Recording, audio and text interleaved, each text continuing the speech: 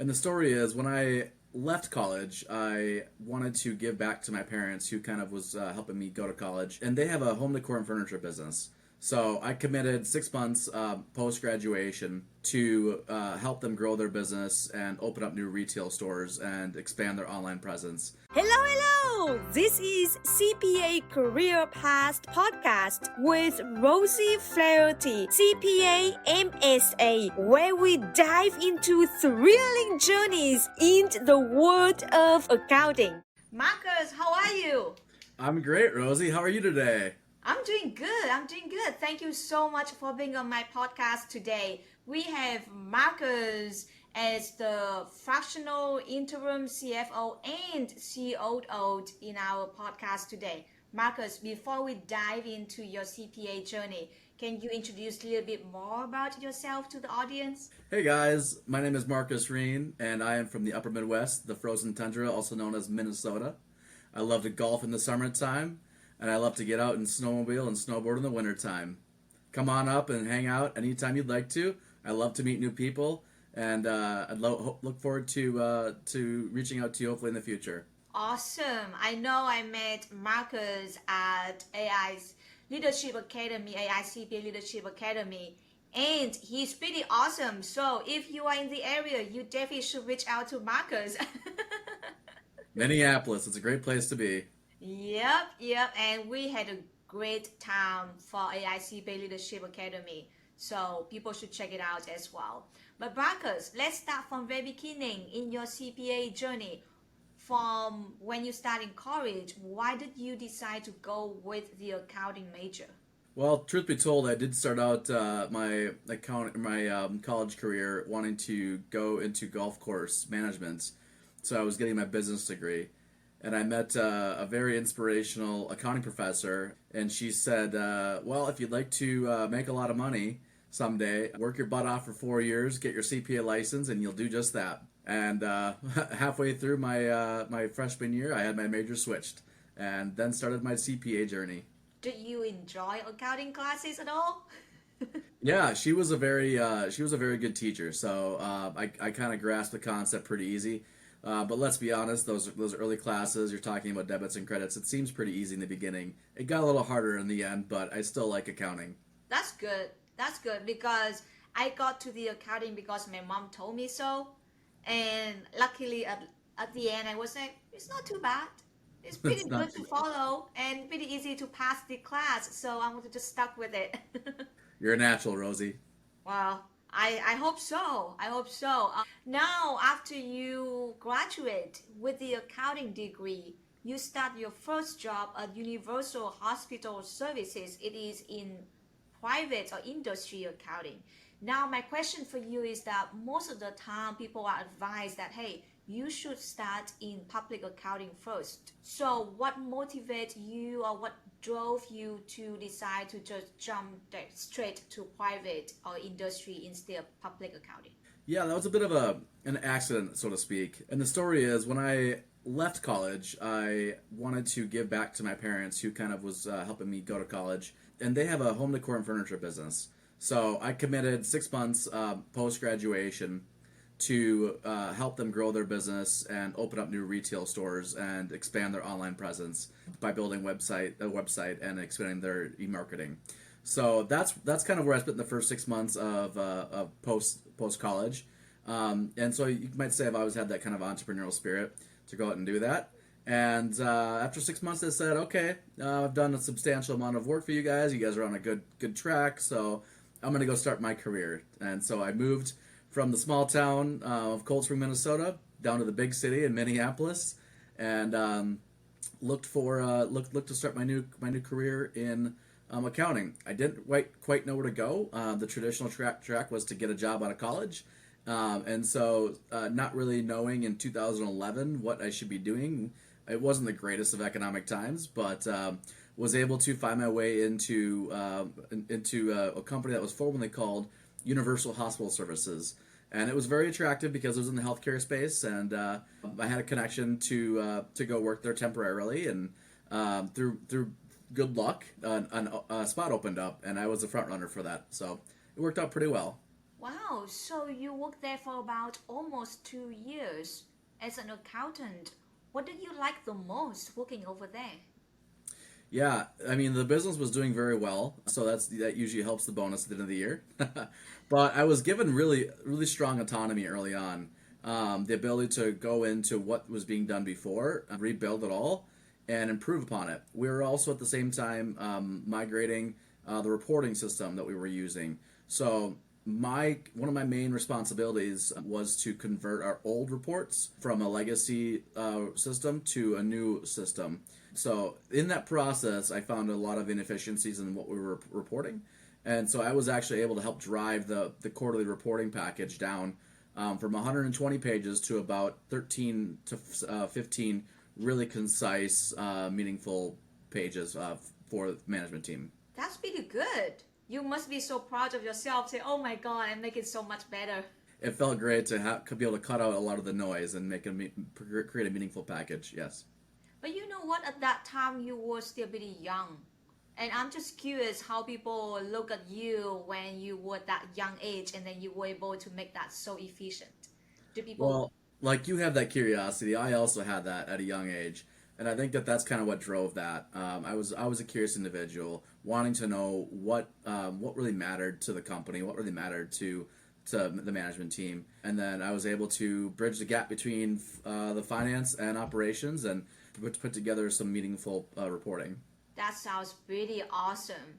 That it seems like you work pretty independently, that you don't need to lean on too much on other people and you find a better way to do it. And so after 2 years, you moved to Marsden Services for about almost 3 years. What made you decide to move, and what did you learn the most in the next job? Yeah, so I do find the importance of working in a team environment. I certainly need the larger team's perspectives and to be able to drive how I work independently. But I was able to do a lot, pick up a lot of stuff on my own. So given that I kind of was progressing so fast in that role, and there not being a lot of upward mobility in that company at that time, I was looking for another challenge. So I interviewed at this company called Marsden for a senior accountant role, where I was going to be overseeing multiple companies with inside of their portfolio. And I acted as basically a pseudo controller for those companies and consolidated the reporting up to the management group there. And I was able to basically become a controller at a very young age, which was kind of fun. It meant I got to move from just the accounting aspect to really influencing how management looked at the business, not just reporting to the business, but how they look at it. That's pretty cool, being a controller at a very young age. And in a big city, did you make a lot of friends when you moved to a big city at that time? Well, Rosie, you know a thing or two about me. I am very social. Very. you know, some people look at the big city and they say that's scary. There's a lot of unknowns, and I look at the big city like there's a ton of opportunity. So I jumped into so many social circles and sporting events. I was big into sand volleyball when I moved to the city, so I met a lot of friends there. But I just like to get out and meet new people and network. So moving to the city, I just fell in love with connecting with people. Yep, I remember because of you doing that AICB Leadership Academy, you made me a little bit drunk and got me in trouble that I literally went to every single table during the dinner and to every single table. And I was like, oh no, Marcus, what did you do? That's right. But We had a pretty good time. I did enjoy going Zoe every single time, but yep. just for the audience, to be fair, I think she had about half a beer, and it didn't take much for Rosie to get a little rosy in the cheeks. Yep, yeah, and it's funny that I have a little bit of beer and I even have a cup of water on the other hand to drink at the same time, and still got a little bit drunk. And my husband, like, I pick up the call to talk to him, and the first sentence he asked me, "Are you drunk?" I was like, "No, I'm not. I'm not. I just feeling so good." Absolutely, it was definitely a fun time to cut loose and yeah, have a good time for sure. Yeah, yeah. I just want to show the audience how social Marcus is. He can make a person from like not drinking that much at all to become a little bit drunk and then feel silly all night.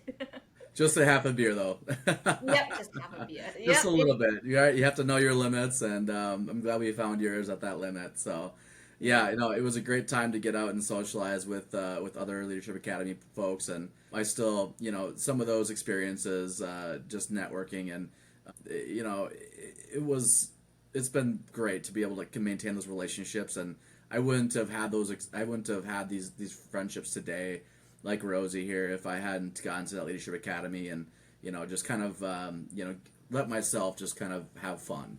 Yep, I know. Well, just for people who listen to the podcast only, not watching this podcast or this video, when I say cheers, it's just the way how Vietnamese people say when I say zo, it's mean how Vietnamese people cheer when you drink. So you know like why they say zo, what does that mean? It's mean cheer, but it's just like zo. It's just funny. Yeah.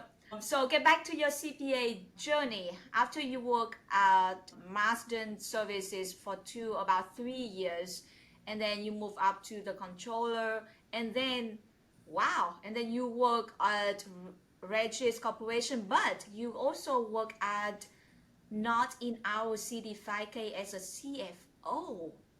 Look at you. Yeah, that was a nonprofit. So, Not in Our City was a nonprofit that raised awareness and brought resources to anti-human trafficking initiatives in the Minneapolis area. And at that time, the Super Bowl was preparing to happen here in our city. So we were able to interact with the community and other organizations to bring awareness, do some fundraising events, and try to help where we could against those human trafficking efforts. Which you know it was an important part of you know giving back to the city, and it was an incredible experience, and you really learn a lot. So I would say to anyone that's walking through a city, you know, just walk through a city with an extra open eye. If you see something that looks out of place, say something, because there's a good chance there's something going on right in plain view and no one is just recognizing it. So I think that's the biggest takeaway I had after that experience. But it was fantastic to be able to give back, and I'm really proud of the difference that we made. So that was a part-time thing while I was working at Regis. You know, I worked in their risk management area, and yeah, I enjoyed working for a large corporation. I got to see how things were run on big systems, which unfortunately were on black and green screens still. They hadn't really migrated off of AS400, JD Edwards product, and it was all keyboard movements. So if you guys like your mouse, really enjoy it, because there's a time where we were operating a screen with a keyboard. Really? Absolutely. Yep. It was this thing. This is how you moved your mouse on the screen. This is how you moved your cursor with just with the keypad or hotkeys. There was no mouse, so there's some old systems out there still. That's really cool because when I was in audit, we try to not use a mouse and just use a keyboard only because we had to work in the client's office, and so we don't want to bring too many items with us, so try to minimize as much as we could. So yeah, we had to learn all the shortcut in the Excel or the shortcut in the laptop. That's really cool. But yeah, working on keyboard only sometimes it's challenging, but sometimes it could be fun. I agree. I also noticed that you also work at BDO. It is public accounting. Did you make the twist to change from private or industry to public accounting? Yeah, that was one of those career moments where I realized I wasn't being challenged enough in the roles that I was in. So I thought, why not? BDO, it could be good, you know? And so I made a pivot to public accounting. BDO was the fifth largest global accounting firm at the time when I was there. And I worked in their advisory practice. So I was in their outsourced accounting and controller and CFO services there. So that was really exciting. I got to work on a lot of different projects. I even got tossed into some compilation agreements and some review engagements, as well as some tax trial balance preparation. So I kind of got to see a lot of things between tax and audit and advisory, even though I was sitting in the advisory function. So it gave me some great exposure to all areas of our profession from the public accounting standpoint. What do you see the most difference between all your prior jobs in private accounting comparing with a BDO job in public accounting? Interesting question. The work is definitely, the work hours are definitely a lot longer in public accounting. In private accounting, it's a little more balanced. But in public accounting, there's definitely a bigger grind there. But you also had the opportunity to see and do a lot more, which I think is truly invaluable. I think that anybody that has the opportunity to get into public accounting, they should take it. You're going to learn a lot, and you're going to be able to see a lot of different industries, see a lot of different levels of industries, and really explore a skill set that you wouldn't get just sitting inside a single company. That being said, I really do support small business accounting. I think that it's an overlooked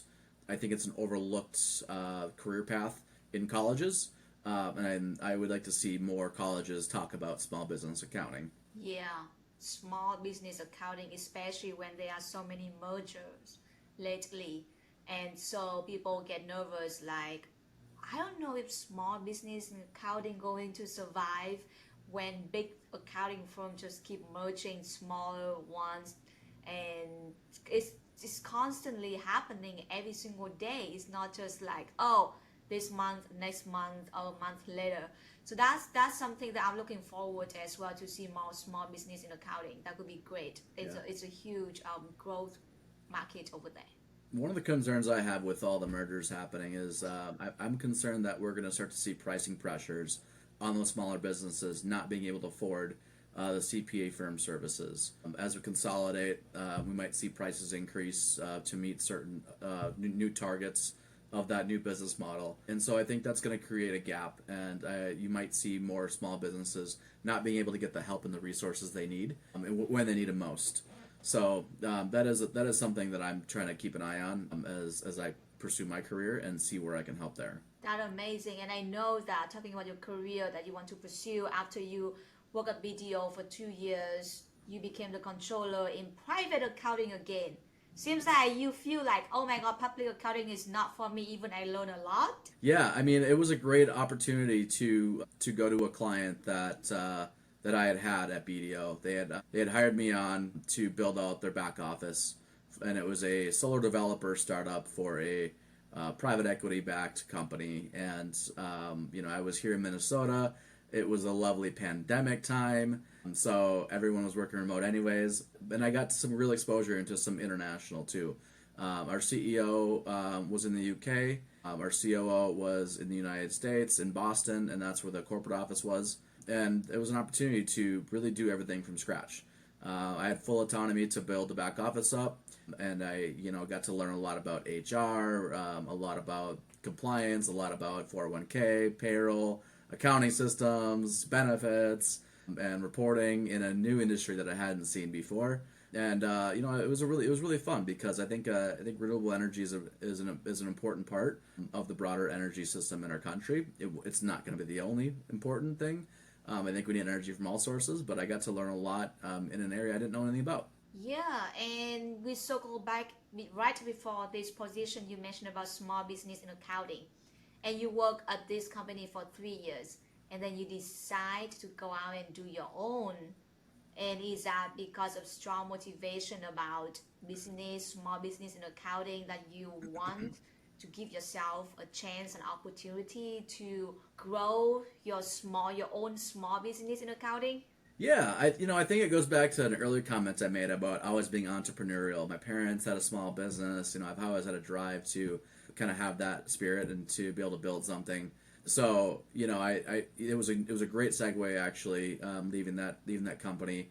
We had a nice 60-day exit period, and was able to train in a new controller, and I'm fairly certain she's still there today. So it was a great position, a great company, and I was happy to start my new journey into entrepreneurship.